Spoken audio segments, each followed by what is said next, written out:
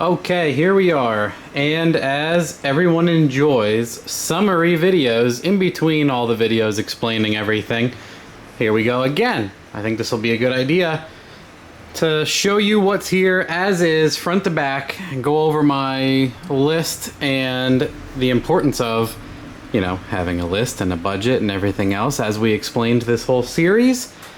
This is the 05 Chevy Colorado that I picked up for about $2,700. At the time, most of them in this area were going for like $9,000 and fairly good looking. So I got this Denty fleet truck with 200,000 on it for approximately 28, and then after tax and you know how all that stuff works out, at a little over 3 grand. All of that stuff is in the price list that I put up. I can link the price sheet of this build for the entire Don't BS Me project in the description below. And mainly what we're looking at here is, this is like a 2002-ish, I forget, but an early 4.8 with stock steel head gaskets. It has stock 862 cylinder heads in it. It's stock from oil pan to intake. Everything is stock. It even has stock injectors in it. The only thing I did with these stock injectors was decap them and have them flowed by Eric Durr. And what that does is it lets me know if the injectors are any good anyway, which I'm glad I did because I sent him 2 sets, 16 total, and 2 of them didn't even work. So the other ones ended up flowing approximately 75 pounds or 71 pounds, right around there. It's all in the video. They're very close to 80s. Anyway, so this is the stock radiator. This is stock truck accessories, all from the 4.8. I have a Ford Taurus 2-speed fan. I'm turning on the high manually. The computer's turning on the low normally, as any Chevy Silverado or, you know, stock ECU would do. And then what I have here is I have a log manifold built by Corey Johnson. Very easy to get log type manifolds. It's going from this side to this side. And it's feeding a VS Racing billet 7875 turbo with a 44 millimeter VS Racing tile MVR clone wastegate on it. And that's going into a 3-inch intercooler that isn't the biggest thing or the best thing, but it does fit in this front end very well. Then it has 3-inch piping, has a VS Racing blow-off valve. It's a copy of the tile.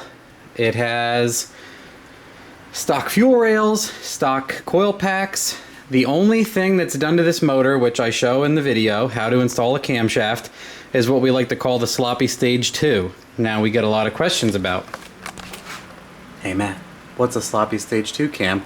And what's the sloppy stage 1 cam? How do I buy it? Where do I buy it? Well, it's difficult right now because I talked about it so much. It is sold out a few places, which it's funny for me to think this, but I have that effect on the market. I can post something like injectors or other things, and a couple days later it disappears. Supply and demand kind of thing. Apparently everybody trusts me when I recommend something, so it's been working out. Anyway, those are stock injectors, stock fuel rails. The only thing I did was install sloppy stage 2 cam, back on track. The sloppy stage 1 is, I think, this is what we think, this is hypothetical. This cam company called Elgin Cams cuts this cam, the 216, and I think they cut like a 224, 226. Then they cut the 228, 230, which is what's in here. Then they have another one that's like a 236, 246.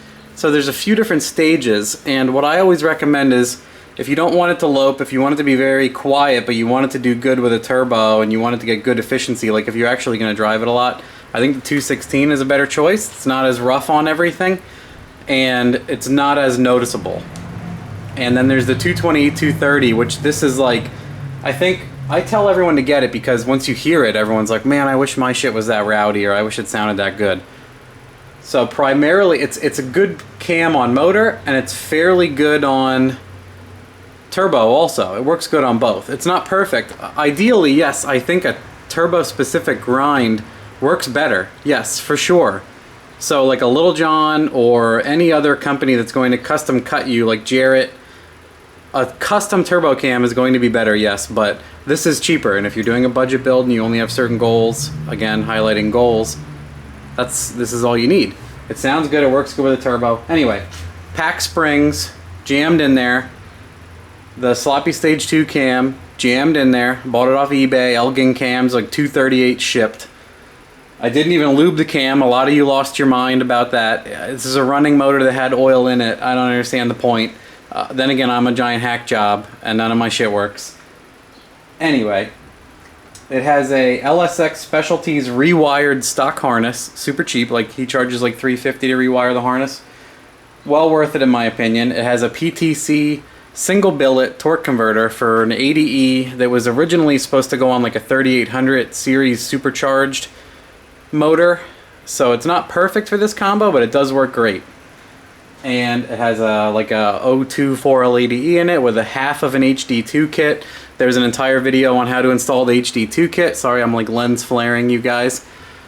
I did a whole video on the HD2 kit. That's all that's done. It has a steel drive shaft made by a trucking company. It has a Ford 8.8 rear that's narrowed by 3 inches with 2 stock axles in it. Totally stock 8.8 rear other than the tubes cut slightly. Everything else stock.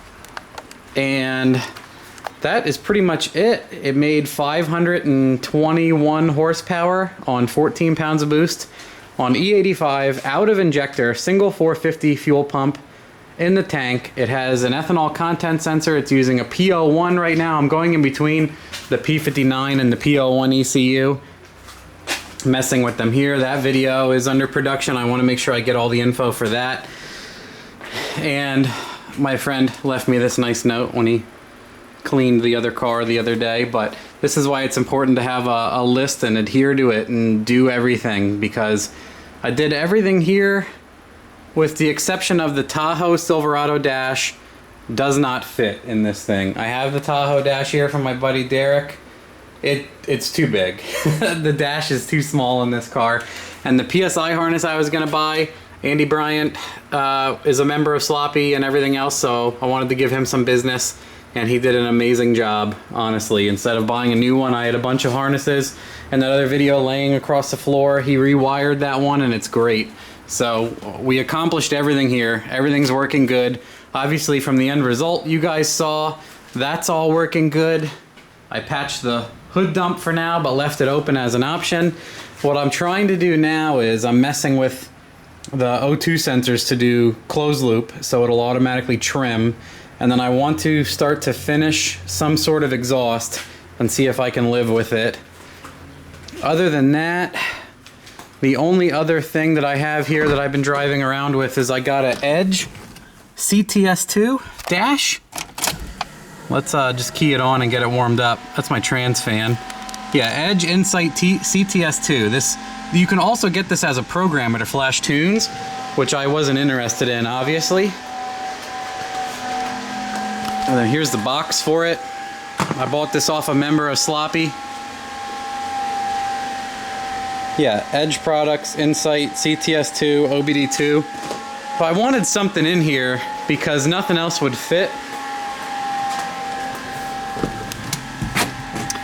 And this is like $4 and change on like Amazon, or $3.75, I think.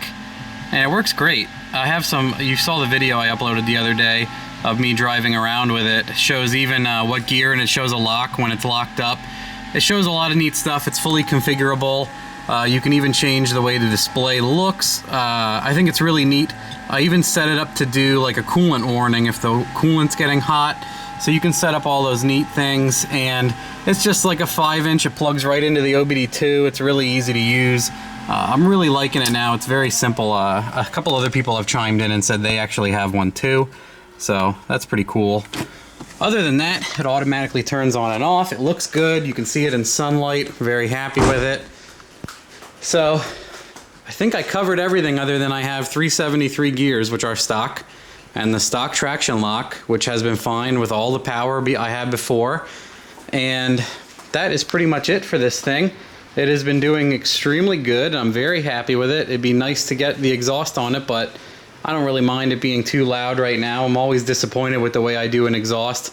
I have a local guy that has a tube bender and does exhaust work, and I think I'm going to talk to him and see if he wants to do an exhaust for this thing. I want to put the loud valve on and a tailpipe So it's super quiet. It'd be neat if it's super quiet and then it just rips open when it comes into boost with the loud valve.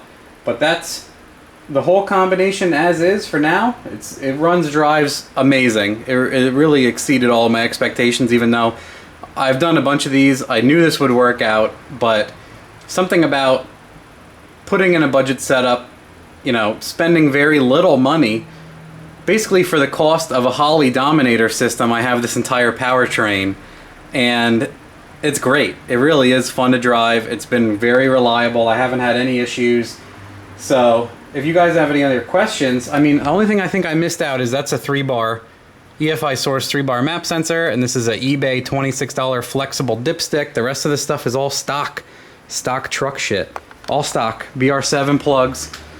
Let me know if you have any other questions. I mean, I hope I got all of it in this round.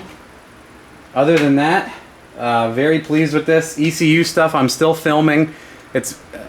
There's a lot to wrap your head around. It's going to be difficult. I'm struggling, and then I'm going to have to put it together, and then it's going to be a lot of weird references back and forth. I hope a lot of you pick up from it, but we'll see how the first iteration of it does, if I bomb it or not. But anyway, that's the 05 Colorado project. Don't BS me. Repower, 4.8 liter stock computer, 500 rear wheel horsepower. I am going to do gasoline. That was on ethanol. I'm in the process of watering it down. It's at 40% right now. I'm making sure the content sensor works. I'm going to put more regular gas in it to get it down below like 20%, closer to 10, which is what pump gas is, approximately 10%. I'm going to re-dyno it, see what kind of power it makes, and then yes, I would like to get it to the track and make some passes, see how it does, see how it launches, work on a bunch of stuff, and then I have another secret coming up for this. We're still working out the details, but it's going to be, I'm going to do back-to-back testing with ported heads. I know a lot of you are dying to see unbiased results. I mean, what we all figure is it'll make the same power on less boost or more power on the same amount of boost when you swap the heads. But we're going to do some upfront testing and see what actually happens. I want to do like consistent pulls in like the 450 range, 9 pounds, you know, so that's very consistent. I'll make like 10 pulls, 450, 450, 450. We'll make sure air fuel, spark, inlet temp is all pretty much the same over every pull. And then I'm going to bring it back home. I'm going to swap on the ported heads. And then we're going to go do the same shit on dyno. Try to do exactly whatever it is, like 9 pounds, same inlet temp. Try to get everything exactly the same.